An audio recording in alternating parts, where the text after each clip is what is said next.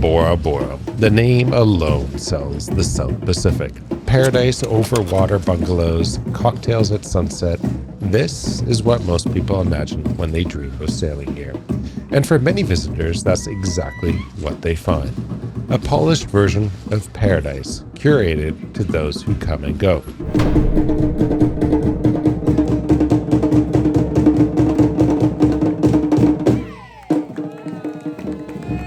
But for us, Bora Bora looked very different.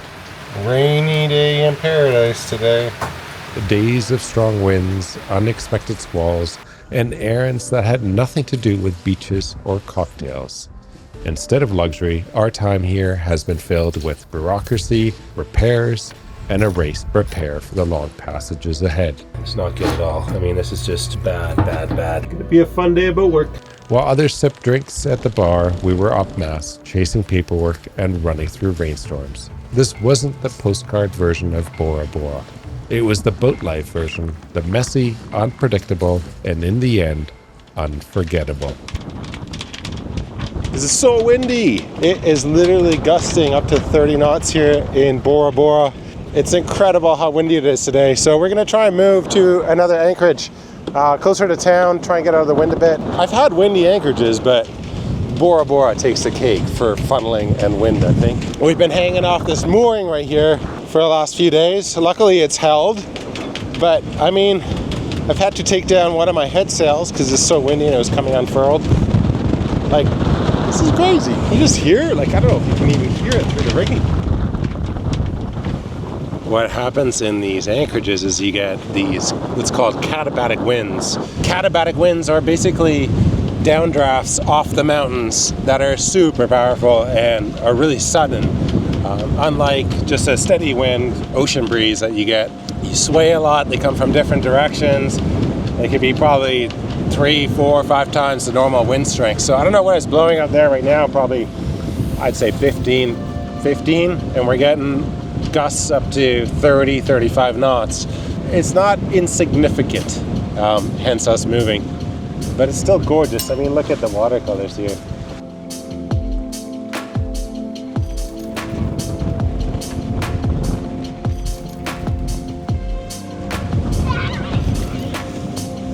What's the wind speed, Captain? I don't know, 26 knots. 26? 22, maybe through. Seems wind here. As breathtaking as Bora Bora is, much of its shoreline has been snapped up by resorts and hotels. That leaves very few places for sailors like us to step ashore. And that's not a criticism, it's just economics. Resorts thrive on tourists who spend money. Sailors, not so much. The Bora Bora Yacht Club had became our home base for the next week. A mooring field close enough to shore and much needed escape from the constant motion aboard. You guys are gonna have to help me find it. You gotta tell us where to go. Ooh, just good off the boat. That boat was rocking today. Holy smokes, it is windy here. Bora Bora is funny. There's a lot of hotels here, right? So a lot of like high-end resorts, and they don't let you come to land. We're right by the Bora Bora Yacht Club. And we're hiking up a hill. Not a beach. Beaches are private here. Well, there's a few. There's public beaches, but they're not around here. And they're just cranking. So like going anywhere in the dinghy right now is like a mission. It's a wet experience. So we're stretching our legs. The kids have a treasure map today, thanks to Super Mom over here. It's pretty fun. We've promised pirates and cannons. Okay. We're trying to find cannons that they used in World War II. Bora Bora wasn't always known for overwater bungalows and tourism. In fact, its rise as one of the biggest tourist destinations in French Polynesia traces all the way back to World War II. After Pearl Harbor, the Allied forces needed a strategic base in the South Pacific, and they chose Bora Bora. Thousands of American troops were stationed here, carving roads, installing coastal guns, and most importantly, building a runway. And when peace returned, that airstrip built for the war effort made it possible for the first waves of tourists to fly directly into the heart of the South Pacific. What started as a military stronghold slowly transformed into the tourism capital it is today. There's a window up ahead. Actually, once you get further, like into Papua, Vanuatu, Solomons, there's even more World War II wrecks. The Japanese and the Americans really class their mud puddles. Whoa, what is this bush? These look not friendly. Look at these things. Yeah, they look a little prickly, eh? That doesn't look very nice. Want me to hold it? Alright, Willa. Anyways, yeah, it's a cool part of the world. A lot of history in terms of the war, a lot of cultural stuff. Gets even more cultural once you go further west to Vanuatu. Some of our favorite places in the world. I don't know if we'll go back on this boat, but we're gonna go back for sure. We've never toured in the northern Pacific like Samoa and Micronesia. We found the guns, right, Bodhi? Yeah, and we found treasure. There's treasures here too. There's whales down there. It's incredible. There's whales inside the lagoon, but usually you don't see them inside the lagoon. There's two humpbacks, must be a mother and a calf, right inside the entrance of Bora Bora. Well, we just did clearance, so we started the process of checking out of French Polynesia. Yeah, I know. This is the first step to leaving this country that we've been in for A long time. a year and a half. But it's funny, like that's the local police station. That's the main entrance. Really nondescript. It's kind of crazy to be thinking that we're leaving finally. I don't know. I am a little anxious now that we're leaving. I'm ready to go. Whatever. Onwards and upwards. Got to complete the second circumnavigation. But we're not actually leaving till Saturday, so we just started Oh the my process goodness, look at early. this dog. He's rubbing his ass on the trailer.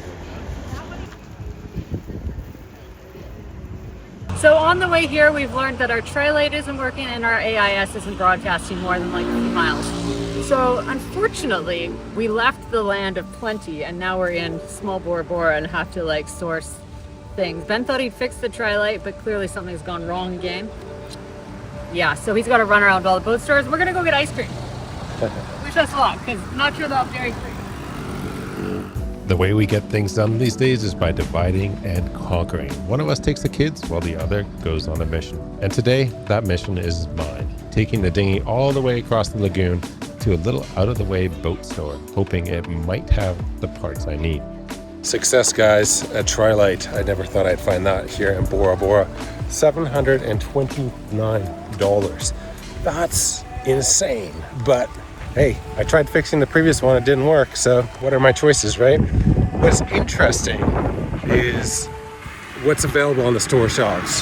Hold on, let me just walk down here where it's a little quieter. What is interesting is when you go to these little shops in some of these countries, like that are not USA or New Zealand or Australia, you will find equipment that is either 12 and sometimes 24 volt. You will never find 48 volt equipment. And there's been a push lately for boats to be high tech and to have all 48 volt, stuff.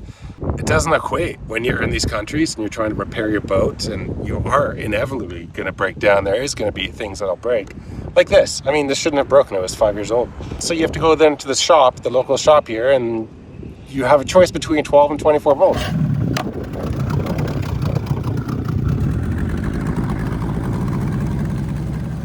In the tropics, when you see a squall rolling in, you know it's often going to be completely unavoidable. There's really only one strategy. Strip down to your trunks, embrace the soak, and ride it out like a free shower at sea. Wow, it's really starting to rain. Holy smokes, look at this full of water coming. Success? Yeah, a little wet. What happened? Rainstorm. Were you in the dinghy? Yeah. It's time for a beer. No, we haven't done our exercise yet today. Oh well. It is a windy day in Bora Bora, and the kids have been doing my hair, so I'm sure it looks absolutely fantastic right now. Ben is just getting ready to go up the mast. We got our headsets on again. I'm yelling in his ear, I'm sure. Maybe we'll actually get that Tri-Lite fixed with a new one this time. We resisted in Tahiti because we couldn't get the same one and didn't really want to have to replace it, but now we're having to replace it in 30 knot gusts. So sometimes it's easier just to take the easy road. Are you ready, Ben? I've been up here a lot recently, and it's always an incredible view, but I've never done it in 30 knot gusty conditions. Surprisingly, the wind itself isn't the problem up here. It's the waves. Every roll of the boat makes the mast whip and bounce around. Luckily, this anchorage is pretty calm swell-wise. Even so, trying to heat shrink wires at the very top of the mast in 30 knots, that's just about impossible. So today's mission is to open up my diesel inspection ports. This starboard engine has been bogging down, and I've changed the diesel filters, the primary, the secondary. I've chased down some of the lines up there at the engine side, so I think it's at the pickup in the tank. Now, we actually had these inspection ports put in Thailand by a machinist there. I think it was the first time ever doing it, and they used this kind of sealant on the threads. It's like a putty, aeronautical putty or goop. It worked. It sealed the tank and stopped it from leaking. But you can see kind of the goop here that they put on the threads. It kind of comes off a little bit. But I think on the inside, that goop has disintegrated due to the diesel in there and is now falling into the tank and plugging the pickups. Since I already have the inspection ports, it should be fairly simple. We'll see. I don't know. There's diesel already leaking out. Oh no. Oh wow, that's interesting. They used two things. First, they used a goop to seal the actual threads, and then they, underneath that, put a gasket material in it. But have a look at this. It's sagged down in the middle. See if I can poke a hole through it. Let the diesel drain out. It's literally, yeah, it's disintegrating. You can see some of that material up in there. It's gonna be a fun day about work. So yeah, you can see it. This is the goop that's been disintegrated with the diesel, because diesel eats stuff. And then the gasket material, which is cork or something, also didn't live. All right, in order to clean out this tank, I really need to drain it. So I've rigged up this little contraption. It's basically a big jerry can, also bought in Thailand, with a drill pump. And the reason I'm using a drill pump is because there's no motor in it. The motor is in the actual drill, so it can't light on fire as easily. So that's kind of the plan here. Let's see if it works.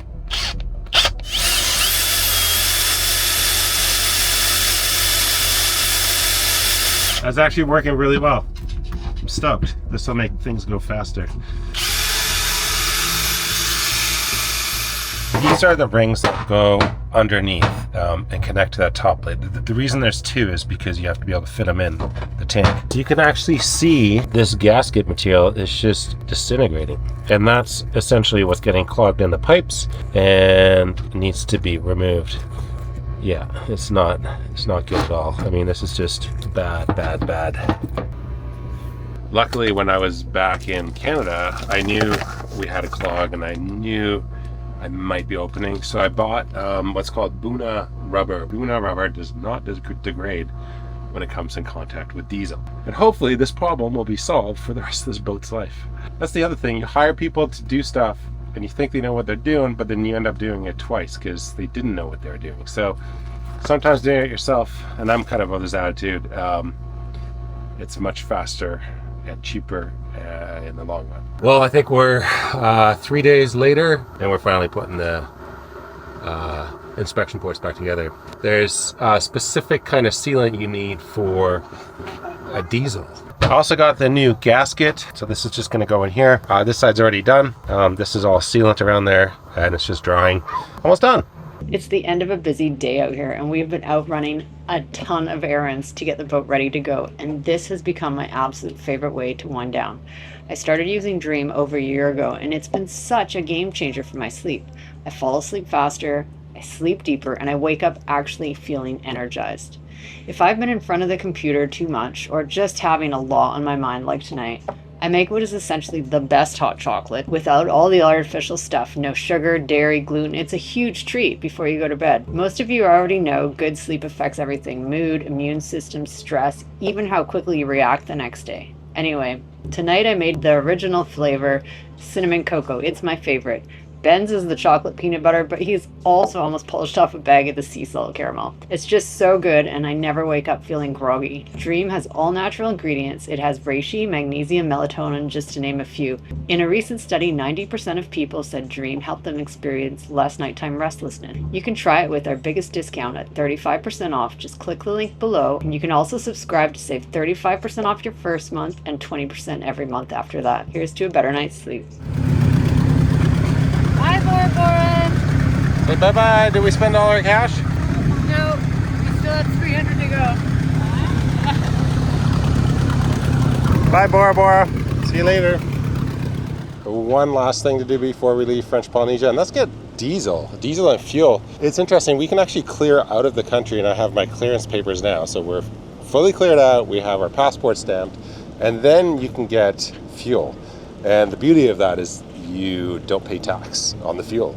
It's going to be, I think, about, I don't know, maybe half price. Yeah, we're going to fill up with diesel, fill all the jerry cans for the dinghy because we have a hungry two-stroke, and we'll be out of here. Oh, I still got to fix the tri-light.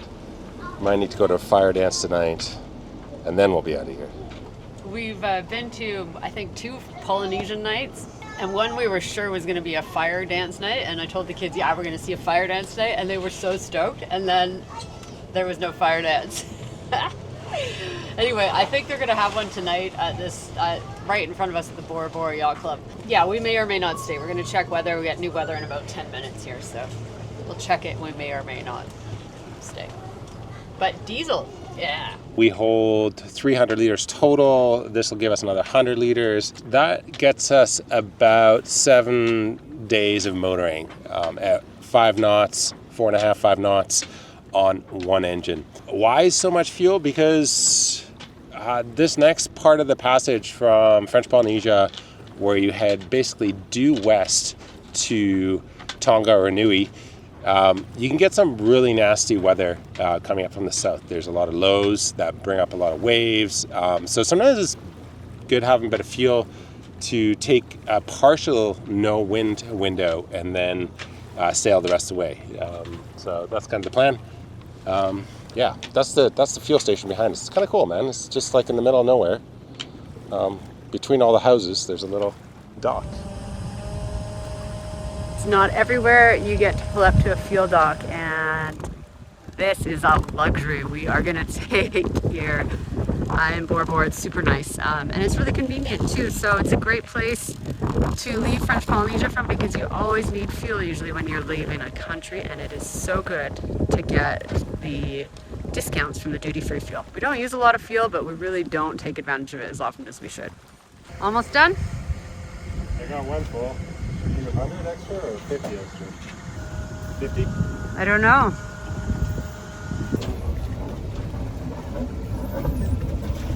What was the damage? 200 and something. Wow, that's pretty good. This is the receipt. I just did the calculation, and we got 24% tax-free. So they charge an additional 24% on fuel here in French Polynesia, which is a lot. I'm sure it's the same in the USA and Canada, but In Canada, it's at least that. I think it might even be more. yeah. That is Bora Bora in the background. Goodbye, Bora Bora. It's been a glorious week. The weather is kind of a little gusty these days, and we are in no mood to sit in 20 to 30 knots with 2 little kids on this small boat.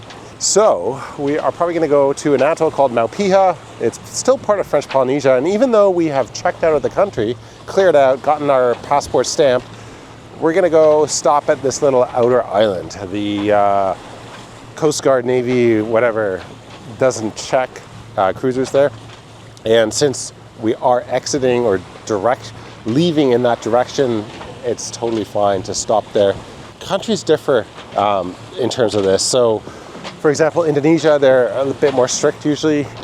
Philippines, they were okay. They don't have a huge Coast Guard presence. Places like Fiji, they're quite strict. In Fiji, actually, they have locals that run around and report sailors to immigration. I think there must be a reward system or something. But yeah, anyways, enough of a ramble. So we're bumping along here today, but yesterday we were like busy cleaning up and moving things around, and I popped into the cockpit and there was the cushion on the ground and I slipped on it and I twisted my ankle, and I have to say I'm having a harder time moving around now in the sea. And I'm kind of claiming the captain's chair right now. Check this out. It's like ick. It's like all swollen. It's all good. Looks like we'll probably be pulling into Mopelia for a couple nights, and it's cool because we've never been there. And then we're gonna go to Nui, which we've also never been to. I'm excited. Some new things on the menu this trip. What's for dinner, kiddos? Sausages. Sausages? My favorite. Looks like they're mostly gone though. Yeah, we ate them all. That was yummy.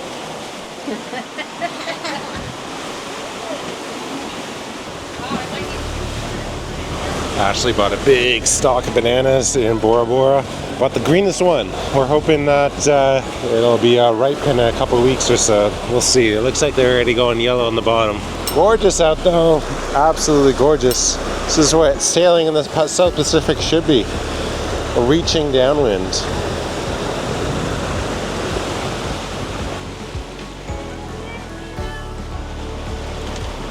As soon as we talk about reefing, we always say we should be reefing. If one person says, hey, we should probably reef, that's like our signal we should be reefing. But we're still doing 8 knots. How are we gonna slow this old boat down? I'm gonna have to watch out for 3 boats ahead of us. Hopefully we don't catch up.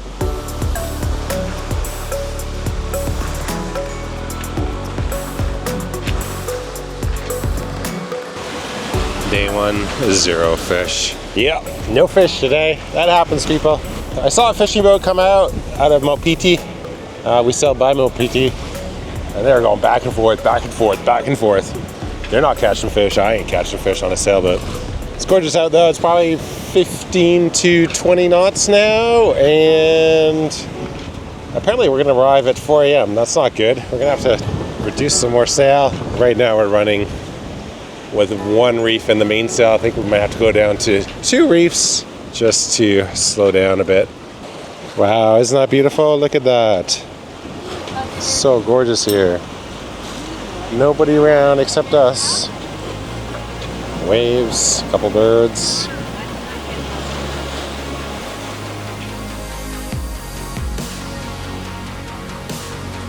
Land ho! We made landfall this morning. Well, I don't know. How do you make landfall? Do you actually have to go on land, or is it when you see land? I don't actually know. I've never really figured that out. Land ho is for sure a thing. This is Mopelia. Mopelia is one of the most remote atolls in French Polynesia. It's one of the most western atolls before you enter kind of the Cook Island territory. They haven't had a supply ship here in apparently 2 years. The pass is super narrow, which we're going to go through here in a couple minutes. And yeah, there's a couple families living here. We're going to go say hi, enjoy our time, and wait for weather to head onwards to Tonga. Apparently there's also a World War I wreck. I don't know if there's much left of it. I mean, World War I was quite a while ago. Yeah, it looks like kind of like the two Motus. If you have a look at it, it's very low-lying, very atoll-y, turquoise blue water on the inside. Lots of birds on the outside. And unfortunately, no fish on this passage, not even a single strike. Sometimes you can hook up here by the passes, but not hopeful. Can you spot 2 white posts? They're hard to see. White posts mean absolutely nothing, but basically, yeah, here they've marked the edge of the reef with 2 white posts, which is really kind of them. It's a very narrow pass, and check this out, it's crazy looking. So Ben's got to line us up so that we are right in the middle of that narrow little passage there, and it is a narrow one. So this will probably be one of the most narrow passages we've ever gone through on Nahoa. Actually, I don't think there's been one any more narrow. Is that a head shake? No. This one's one of those. It's pretty fun. Apparently quite straightforward. Most of the time it's outgoing tide, and there's these eddies that we're going through right now on the outside. We're lucky there's just a little bit of standing waves on the outside. They're very minor, very small, and nothing to be worried about. But don't miss the lineup. Kind of looks like a narrow landing strip. So we're already into the reef section. It's shallow on the right here. Comes out on the left too, and we are just gunning it. Little left. Okay, little right. This is incredible. You got lots of room on the right. You're getting a little close on the left. And then just to make sure you're paying attention, it looks like there's a bommy right in the middle as you come in. You're gonna go to the right or the left of this thing? Okay. I think that looks pretty shallow up the middle there. No, I think in between here. Just take it slow. And now we're in calm water. How's that, guys? Is that good? Look at the turquoise. Is turquoise your favorite color? I miss you, Hermit Crab. It's our first motu in a while. The kids are clearly excited. Let's go see how deep this water looks up here. How deep is it? 5.6. Okay. And this is just like the two on motus. Okay, you're good here, and then we'll turn right at the very end, I think. Yeah, it's okay. I think you could go over it. So this is the one he's talking about, coming right up, and I said he could go over it, and I'm usually right. Haven't been wrong yet. And that's that. We are in.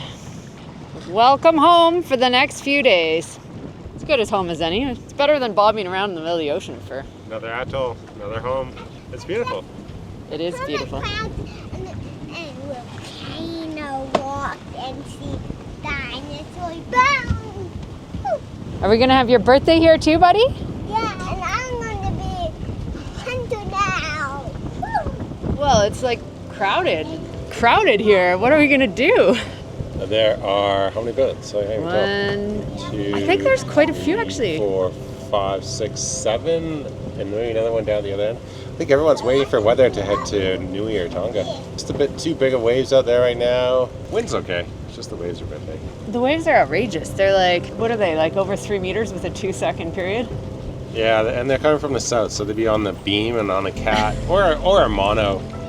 Anything on the beam sucks. That means it's coming right on the side of the boat. It's like maximum impact.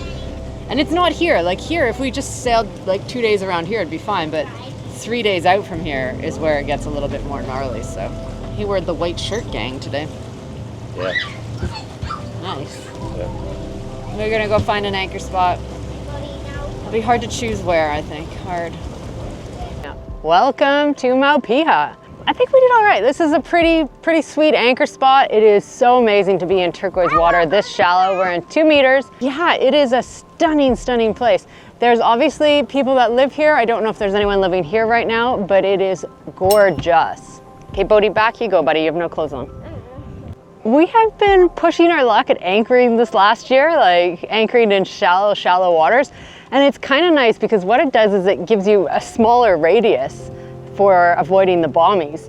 And so there's a bombie there and a bombie there, but we're nowhere near them, and you don't have to put out as much scope, which is chain, out into the water if you're in shallower water. So your circle that you take up in the water is smaller, and it allows us to kind of sneak in between the bombies and not worry about hitting them. And there's a lot of bombies in the shallows here.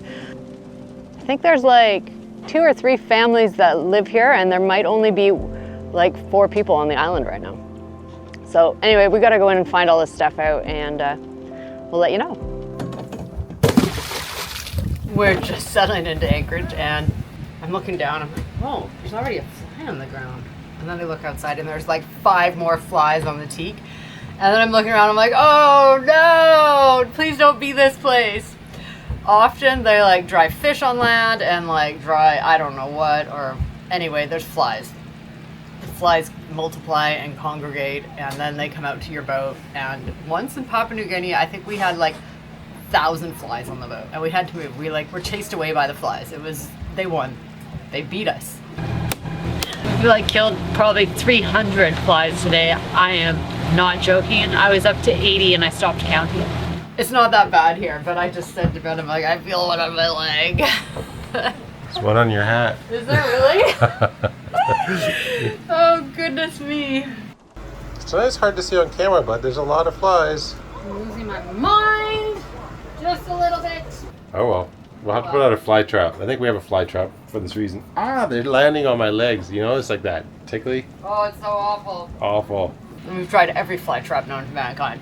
And the one we have down there I bought, I think in Panama, and we've never tried it. So we'll bring it out. We'll give it a go. But none of them work. They just totally don't work.